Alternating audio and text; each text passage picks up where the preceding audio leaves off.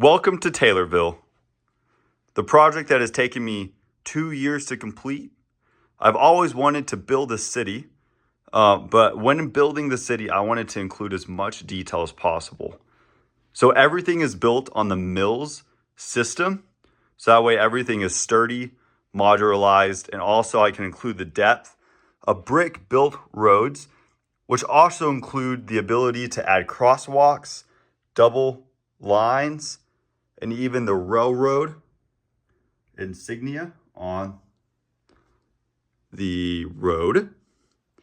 All the trains are built with what's called L gauge.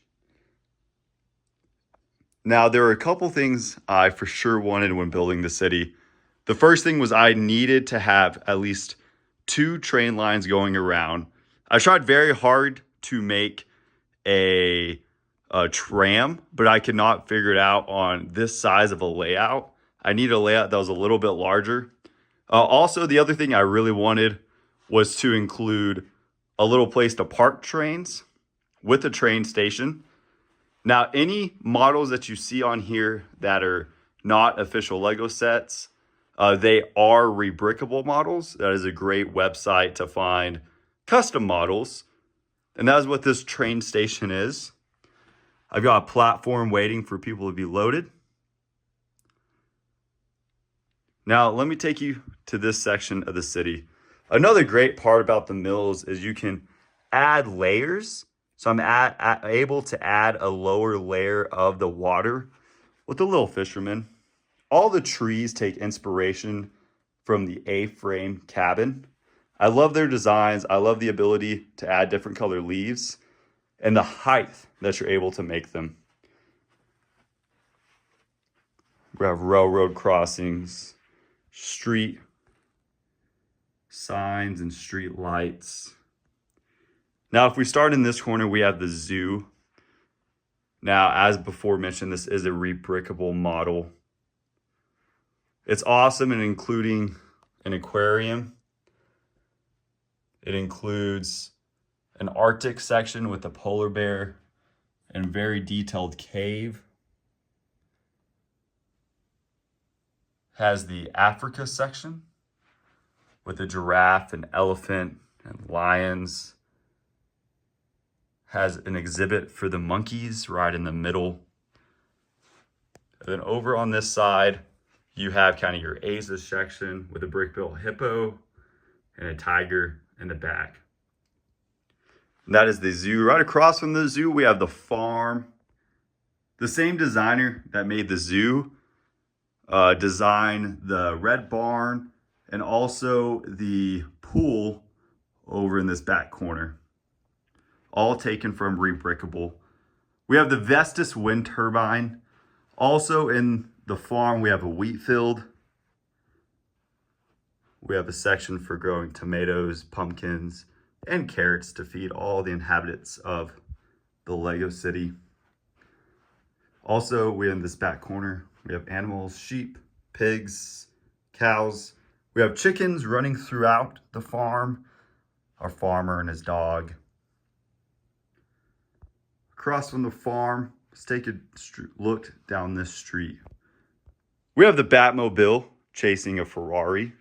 I love Batman. I've actually included 3 different Batman minifigures throughout the city, if you can spot them. We have Palace Cinema. We have the library. The newly museum that was just released in 2023. And then we have the Dunder Mifflin. This is a rebrickable model that takes the Dunder Mifflin idea set, makes it the interior, and then gives it an exterior. We have a yellow minifigure of Michael Scott holding the world's best boss mug. At the end of the street, we get to a little bus stop station with some flowers and a tree. Right next to that, we have the Daily Bugle with Superman flying right across. Then we have the police station, and then we have Avengers Tower. Now, down the street are some of my favorite views to look down, especially this one with buildings on either side. with the Avengers Tower perfectly capping off the end. On this side of the street, we have the corner garage. Next to the corner garage, we have Birch's Bookshop, which I love the tree in front of it to give some more color to the street. We have Diagon Alley, which has been converted into a modular building. And then the Sanctum Sanctorum, which has been extended to make it a complete corner with Doctor Strange flying down the street. In front of this street, we have the skate park. Next to the skate park, we have the Boutique Hotel. Next to the Boutique Hotel, we have the train station, another rebreakable model that takes over 2 base plates. We have the Jazz's Club, and then the Downtown Diner. And then we have the pool. Let me go get a different angle of the pool. I needed something to fill that corner with, and the pool was perfect for that corner. This corner, they kind of separated the Boutique Hotel and the zoo. The skate park worked perfectly. I spent a lot of time moving stuff around to be able to figure out what buildings worked best next to each other. And I feel like I came to a pretty good layout. Here's that pool. And then we also have a pterodactyl flying in the back alley looking down. I love looking down there and seeing the long train line. Before, like I mentioned, one of my favorite things are Lego trains. So I had to have the 2 trains loops.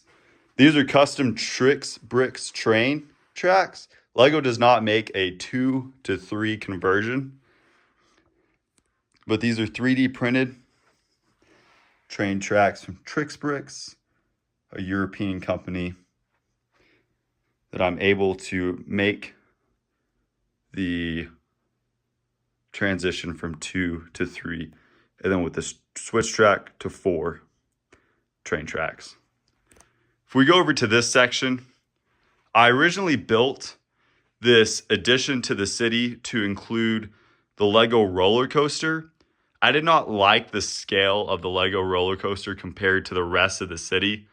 In my opinion, for how small my city is, the roller coaster did not scale well.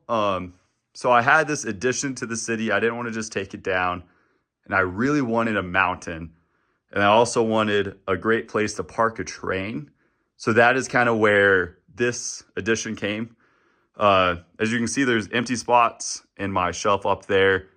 So I took the blacksmith and I took the Force Castle Bricklink Designer Program set. I converted it to a Black Falcon because those are what I have the most of. And I just made a lot of trees, a lot of grass, and I made the mountain, which was very fun to make and be able to design in such a way that any of the trains I have can run through.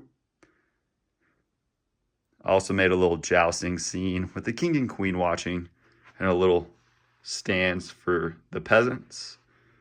And then we also have the blacksmith. One of the best idea,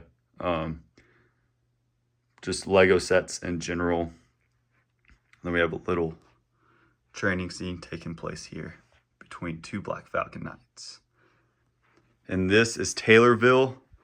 It has taken me 2 years to complete, starting in March 2022, and now completing it in February 2024. It has gone through many changes, many iterations, but I'm very pleased at where it's at now.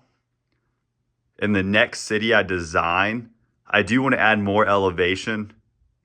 I want to be able to add a larger mountain that's not just for a castle, but also for more buildings. And I want to add a huge bridge for the trains to ride on. Here is a clip that I took earlier of all the trains running throughout the city.